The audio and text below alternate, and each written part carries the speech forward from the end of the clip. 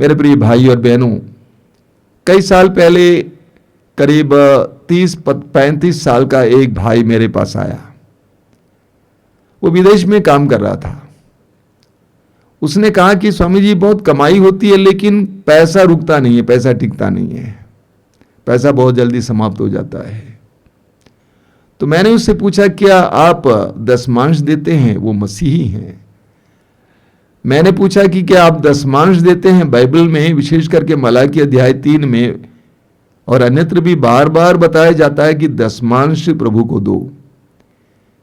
यानी हमारी कमाई का दशमांश प्रभु का है, हमारे समय का दशमांश प्रभु का है, हमारे पास जो कुछ है उसका दशमांश प्रभु का है, यानी 1/10वां हिस्सा प्रभु का है। मैंने उस भाई को समझाया। उस समय से वो दशमांश देने लगा। विश्वास नहीं करेंगे, आज वो दुकान चला रहा है। प्रतिदिन की कमाई वो इकट्ठा करता है, उसके बाद उसमें से मुनाफा अलग करता है, उस मुनाफे से प्रतिदिन 1/10वां हिस्सा निकालता है और एक झोले में डालता है। वो दशमांश हो सकता है कि आप चर्च को दे, कलीसिया को दे, या किसी साधना केंद्र को दे, या किसी अच्छे कार्य के लिए लगाएं, किसी की मदद के लिए लगाएं। प्रभु के नाम पर दशमांश देना है, हमें देना सीखना है। संत फ्रांसिस असीसी के संत फ्रांसिस ने एक बहुत सुंदर प्रार्थना लिखी है, हे प्रभु मुझे शांति का संवाहक बना, साधन बना। वहां पर संत फ्रांसिस ने लिखा है, देने से ही प्राप्ति होती है, देने से ही प्राप्ति होती है। देना एक दैविक गुण है मेरे भाई और बहनों, ईश्वरीय गुण है। लेना तो सभी करते हैं, यहां तक कि जानवर भी करते हैं, लेकिन देना एक दैविक गुण है। और मैं आपको आज बताना चाहता हूं कि पाने का आसान तरीका देना है, पाने का आसान तरीका देना है। आपने सुना है वो कहानी। एक बार एक राजा अपनी प्रजा से मिलने निकला और मार्ग में प्रजा खड़ी थी और कुछ भिखारी भी वहां पे थे। उन्होंने सोचा कि राजा आ रहे हैं, हमें कुछ ना कुछ जरूर उपहार मिलेगा, कुछ ना कुछ मिलेगा। राजा अचानक एक भिखारी के पास आता है और भिखारी से कहता है कि मुझे कुछ दे दो। उस भिखारी ने कभी नहीं सोचा था कि राजा मुझसे कुछ मांगेगा। आखिर राजा को किस चीज की कमी है?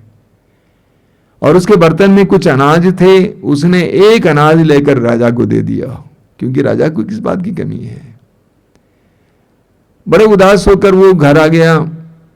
घर आने पर उसने अपनी जो थैली है उसको खोला, जिसमें अनाज था, उसको गिरा दिया।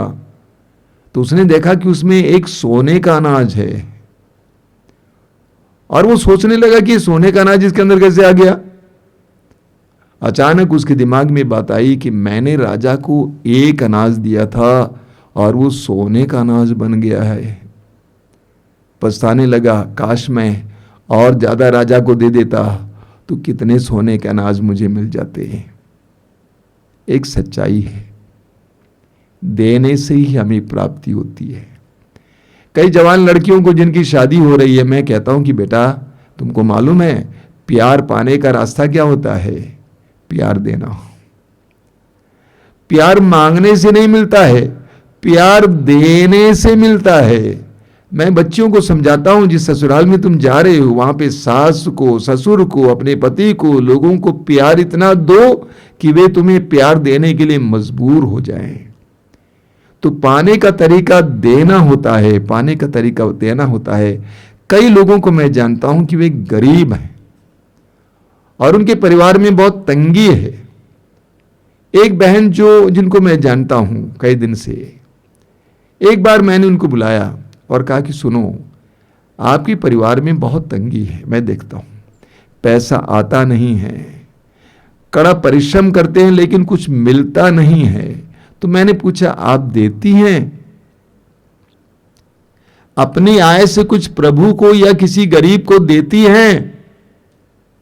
और मैंने उससे कहा कि जब तक आप देना नहीं सीखेंगे तब तक आप तंगी में रहेंगे।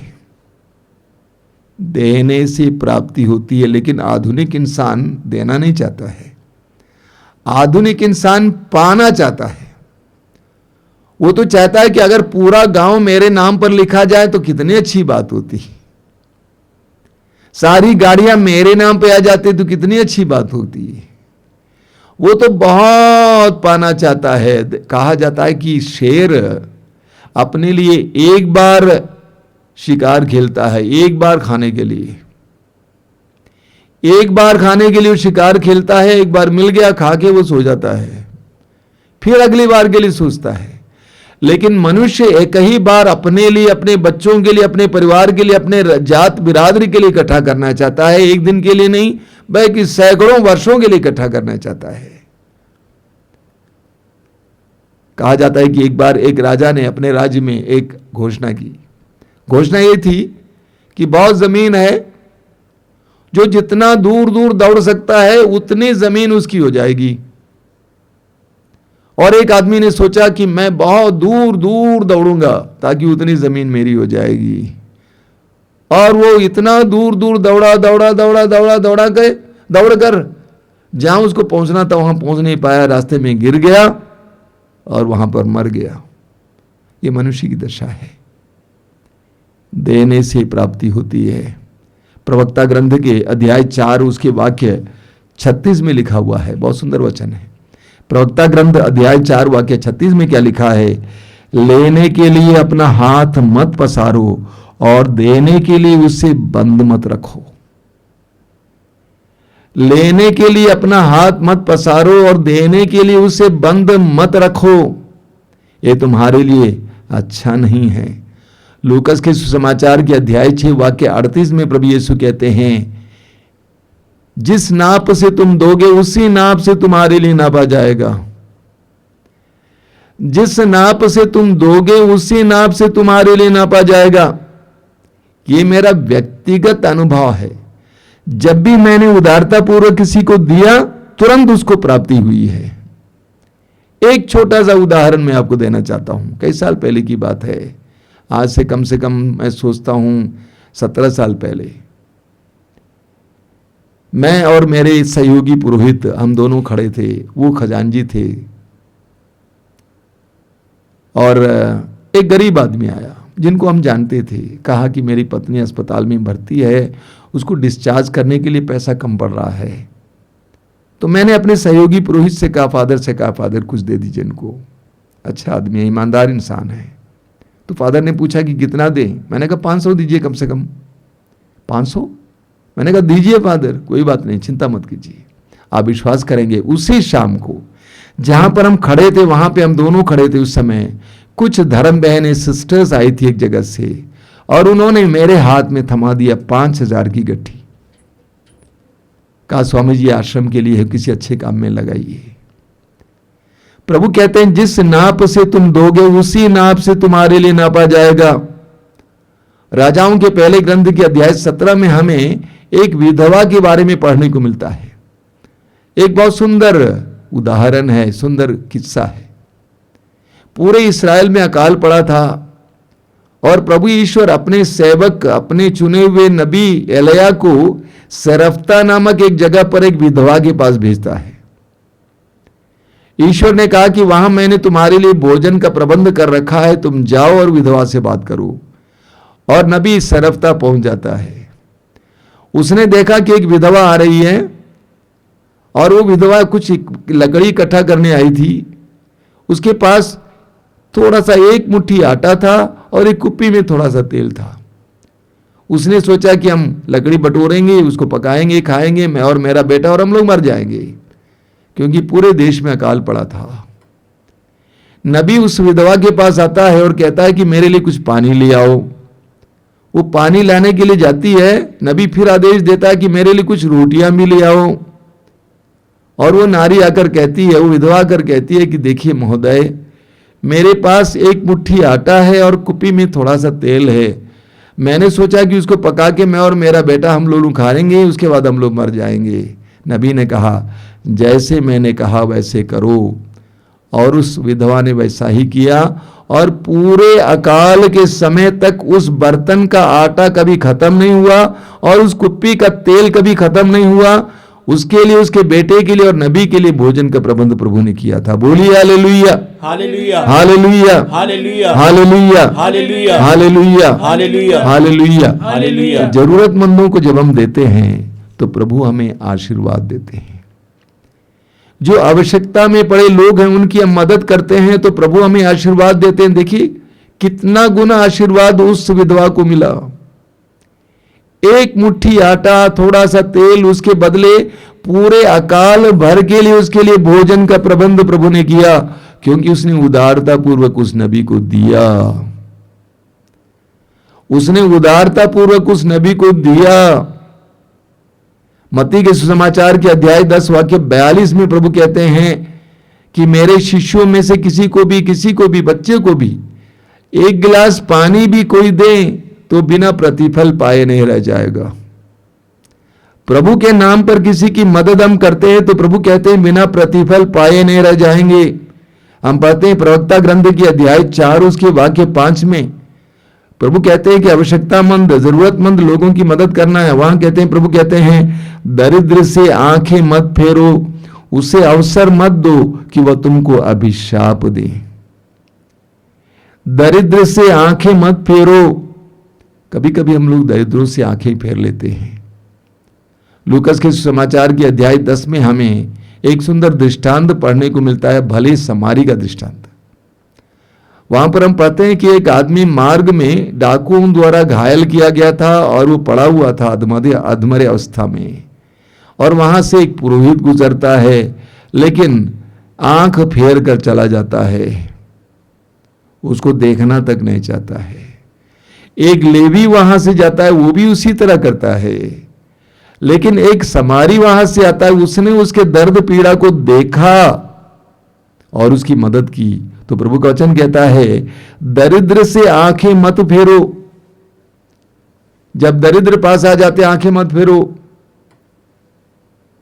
उनकी आवश्यकता में उनसे आंखें मत फेरो, उसे अवसर मत दो कि वह तुमको अभिशाप दे।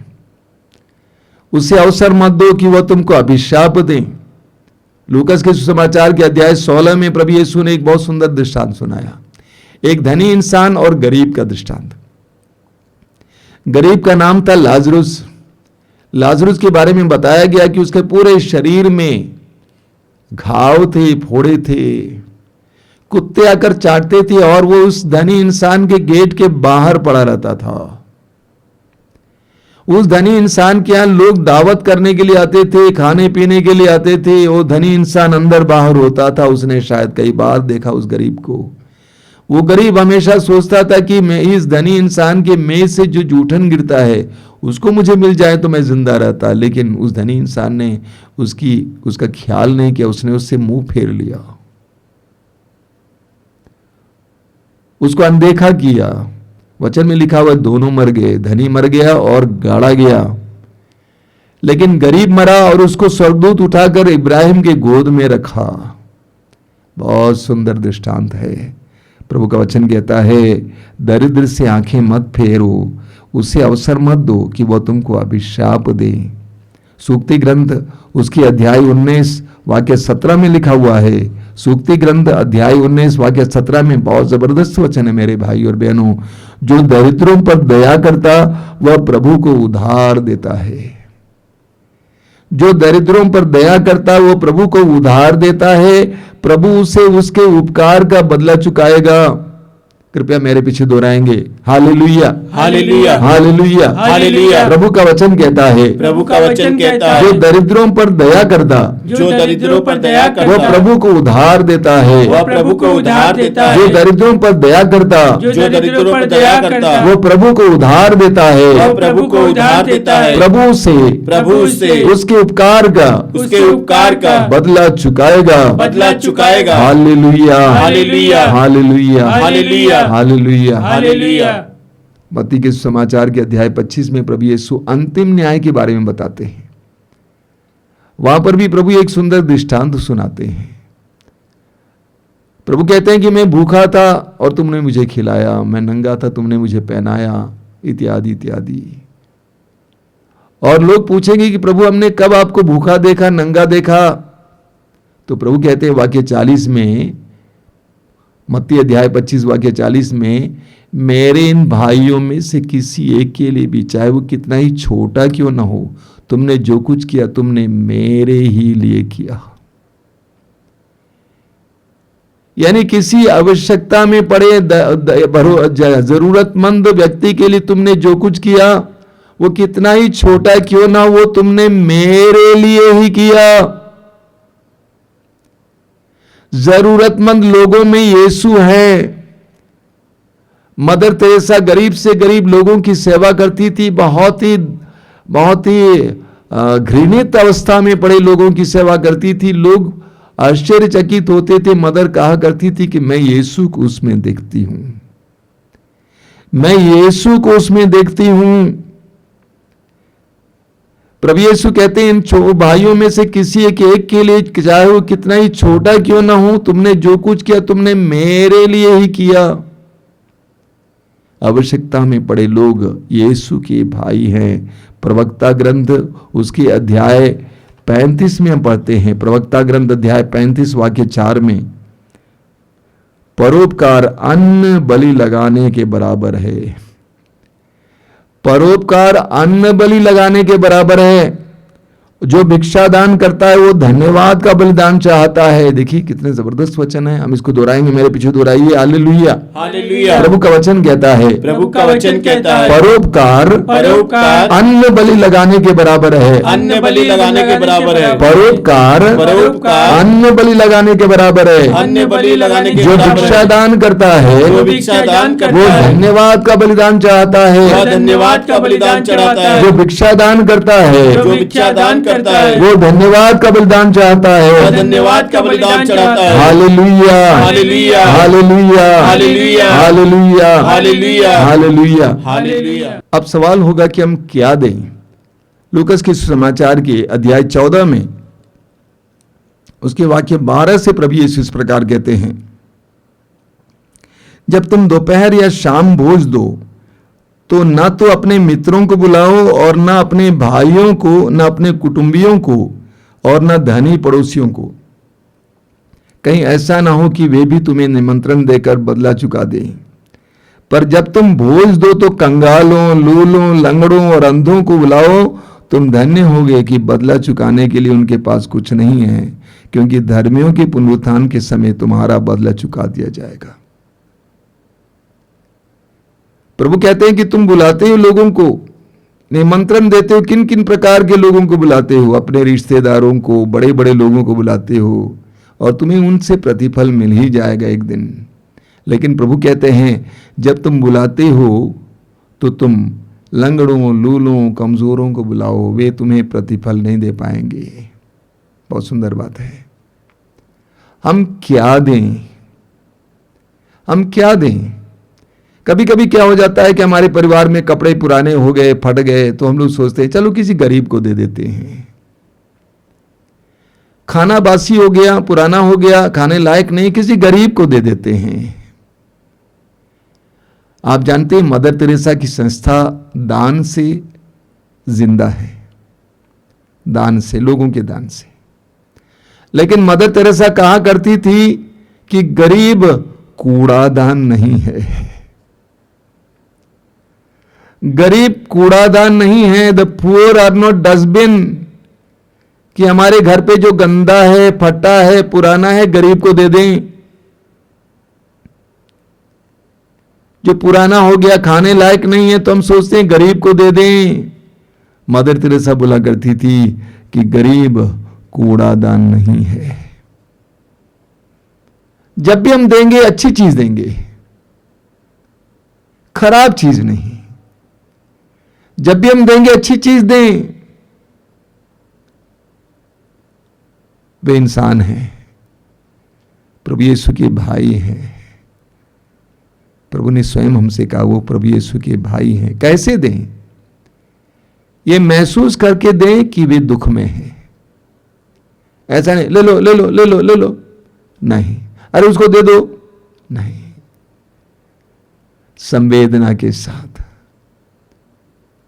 उसकी अवस्था पर हमें भी एक दर्द होना चाहिए, उसके साथ दे देंगे। एक बार एक सुंदर बात मुझे एक पत्रिका में पढ़ने को मिली। एक बार एक बस में लोग सफर कर रहे थे, काफी बस भरा हुआ था, खचाखच भरा हुआ था, लोग सीट पे थे, खड़े भी थे, और बस के बीचों बीच अंदर बीचों बीच एक नारी बैठी हुई थी, करीब 50 साल की उम्र, ज्यादा उम्र की, और वो मानसिक रोगी थी। ऊंची आवाज में वो फिल्मी गीत गाती जा रही थी, बहुत गंदा गीत गाती जा रही थी, और लोग सुनकर हंस रहे थे। उसके ठीक पीछे एक जवान बेटी बैठी हुई थी और वो सिसकियां लेकर रो रही थी। उसके बगल में खड़े इंसान ने उसकी ओर झुककर पूछा, बेटा तुम्हारी मां है? उसने कहा नहीं। तो तुम क्यों रोती हो? तो उसने क्या कहा मालूम? उसने कहा, मैं सोच रही थी यह मेरी तरह किसी जवान बेटी की मां है। इसको कहते हैं संवेदना, इसको कहते हैं संवेदना। आज वो मानसिक रोगी है, कल आप भी हो सकते हैं, भूलना नहीं। आज वो गरीब है, कल आप भी गरीब हो सकते हैं, भूलना नहीं। आज वह रोगी है, आवश्यकता में है, कल आप भी रोगी हो सकते हैं, भूलना नहीं। आज वह बदसूरत है, आप भी हो सकते हैं, कल भूलना नहीं है। इस सत्य को हमेशा याद रखना है और हमें संवेदना के साथ लोगों के साथ बर्ताव करनी है, संवेदना के साथ। मत्ती के समाचार के अध्याय 6 वाक्य 3 और 4 में प्रभु यीशु ने दान के बारे में कहा है। प्रभु ने कहा कि जब तुम दान देते हो सबको दिखाकर नहीं देना, तेरा अपने नाम बढ़ाने के लिए। जब तुम दान देते हो तुम्हारे बाएं हाथ को यह पता ना चले कि तुम्हारे दाएं हाथ ने क्या दिया है। यानी गुप्त में देना, दिखाने के लिए नहीं, एक प्रेम और दया के साथ देना, दिखाने के लिए नहीं। प्रभु कहते हैं ऐसा देना सीखो, नाम कमाने और दिखाने, अपने को बड़ा और दानी लोगों को समझाने नहीं, बल्कि प्रेम से दो, संवेदना के साथ दो। हम कब तक दें, कितना दें, यह सवाल होता है। हम कितना दें? मदर तेरेसा बोला करती थी, give until it hurts you. यानी जब तक तुमको तकलीफ न महसूस हो तब तक तुम दो। ये नहीं कि तुम्हारे पास बहुत है उसमें से थोड़ा दे दिया, नहीं। इस तरह दो कि तुम्हें उससे तकलीफ महसूस हो, घाटा हो। हमें मार्कुस के समाचार के अध्याय 12 में एक विधवा के बारे में पढ़ने को मिलता है। प्रभु यीशु यरूशलेम मंदिर में बैठे हुए थे, खजाने के पास, जहां पे लोग दान पात्र के पास, जहां पे लोग दान डालते थे, वहां बैठे हुए थे शिष्यों के साथ। और बहुत सारे लोग पैसा डाल रहे थे, कुछ लोग बहुत ज्यादा डाल रहे थे। अंत में प्रभु यीशु ने एक विधवा को देखा, उसने 1 पैसा डाला। और प्रभु ने अपने शिष्यों को बुलाया और पूछा, मालूम किसने सबसे ज्यादा डाला है? शिष्यों ने कोई जवाब दिया होगा, लेकिन प्रभु ने कहा उस विधवा ने डाला है। अन्य लोगों ने अपने भरपूरी से डाला है, लेकिन इस विधवा ने 1 पैसा डाला, जो उसके जीवन की के लिए, उसके लिए जीविका का माध्यम था। उसने वो सब डाला जो उसके पास था। हम ऐसा दें तो प्रभु की दृष्टि हम पर पड़ेगी, हम पर प्रभु की आशीष पड़ेगी। बोलिए hallelujah, hallelujah, hallelujah, hallelujah, hallelujah, hallelujah, hallelujah, hallelujah. मेरे प्रिय भाई और बहनों, पाने का आसान तरीका है देना। पाने का आसान तरीका है देना। हम देना सीखें। प्रभु यीशु ने अपने संपूर्ण जीवन और बलिदान के द्वारा हमें सिखाया है कि हमें देना है। देने से प्राप्ति होती है। मनुष्य स्वभाव से स्वार्थी है। जब हम जन्म लेते हैं हमारा हाथ खुला रहता है, कोई कुछ दे देता है, हम पकड़ लेते हैं।